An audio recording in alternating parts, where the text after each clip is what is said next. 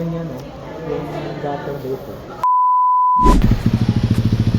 So papunta tayong orthopedic guys. Papa-check up lang si Papa dahil hindi makalakad na maayos.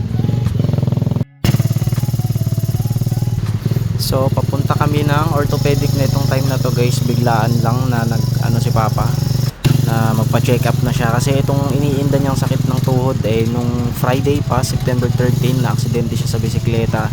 Tumukod yung tuhod niya, tapos hindi pa namin napa-check up kasi akala namin napilay lang ganun. So itong time na to pang 6 day na ata. This was September 19. Kaya nakapag-decide na siya na ipa-check up na namin. Dinala na namin sa ospital. At ito, pumunta kami sa emergency room. Nag-aantay lang kami dito kasi puno pa sa loob. Bali ito yung sa tuhod niya. Ang akala lang namin ay normal na pilay lang siya, pero ang nakapagtaka kasi ilang araw na siyang hindi gumagaling. So nung chinek up siya, pina-x-ray, tapos doon na nakita na nag-ruptured yung patella niya. Naputol yung patella bone niya sa tuhod.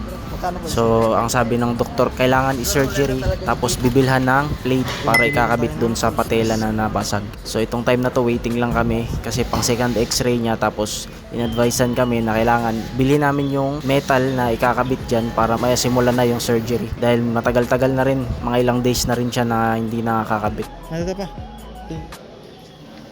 So habang nag-aantay kami dito, may nakasabay pa kami dito na naputulan ng daliri. Ayan, na-aksidente daw sa machine sa kumpanya. So ayan, waiting lang kami dito. Itong time na to hindi pa namin alam na nag-ruptured na pala. Waiting kami dito sa x-ray. Pumipila pa kami. So ayun guys, abangan nyo sa susunod na video. I-update ko kayo kapag nakabili na tayo ng plate tsaka sa surgery ni Papa. Sana maging successful. Pagdasal niyo po siya. Thank you guys. Palike ako, comment, subscribe. Gutter dito.